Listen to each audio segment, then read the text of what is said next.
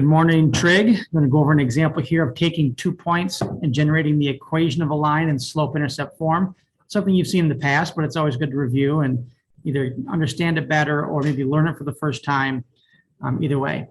Okay, so again, our goal is to take 2 points and write it in slope-intercept form, which looks like this.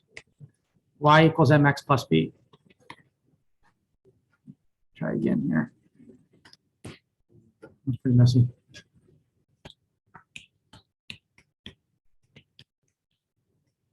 Okay. All right. So with this equation, you know that m represents slope. You know that b represents the y-intercept, where it crosses the y-axis. And x and y aren't just there for no reason. They represent the coordinates of a point on the line, or the solution to an equation. Okay. So sometimes you have a graph you need to generate the equation. Sometimes you're just given 2 points.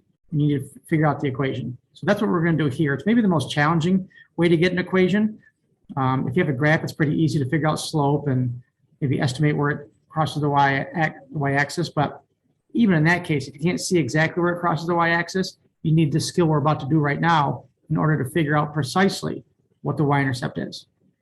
Okay. All right, so suppose you had 2 points here, 0, -10, and 16, 2. All right, the first thing you're going to do is figure out the slope. M equals delta y over delta x. Change in the y's over the change in the x's. Now, whichever points you start at to subtract your y's, it doesn't matter. As long as you come back to that point to subtract your x's, you'll get the correct slope. So here's what I mean. Suppose I want to start at this point here to subtract my y's. I would do -10 minus 2 over 0 minus 16. Simplifying this gives me -12 over -16. Negative over negative is a positive, and 12 over 16 reduces to 3/4 because 4 goes into 12 3 times, and obviously 4 goes into 16 4 times. So that is my slope. So there's step 1. Now, what I'm going to do is, so we'll call that step 1. Step 2 is to write down y equals mx plus b, substitute some information I have so that I can figure out what the y-intercept is. Okay, so I know my slope. I just figured it out. It's 3/4. I don't know the y-intercept. That's what I need to figure out. So you're like, well, what am I going to plug in for x and y? Well, you have 2 choices. You could plug in 0, -10, or you could plug in 16, 2. Either way, it doesn't matter. So I don't know. Sometimes plugging 0 in for x makes our multiplying easier. So let's do that. But I could plug in 16, 2. Again, it doesn't matter. So when a common mistake students make is at this point right here. They know they need to plug in a point, but they plug in y for x and x for y.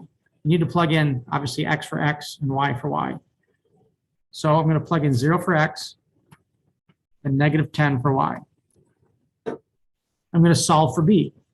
Well, what's 3/4 times 0? Just 0. And what's 0 plus b? Just b. So there's my slope. There's my y-intercept. And step 3 is super easy. Just write the equation. Y equals, plug in 3/4 for m, that's my slope, and plug in my y-intercept for b, in this case, -10. Okay, there you go. There's taking 2 points, calculating the slope, use the slope, substitute into y equals mx plus b, solve for b, and then you can write your equation. Hope that helped. Have a great day.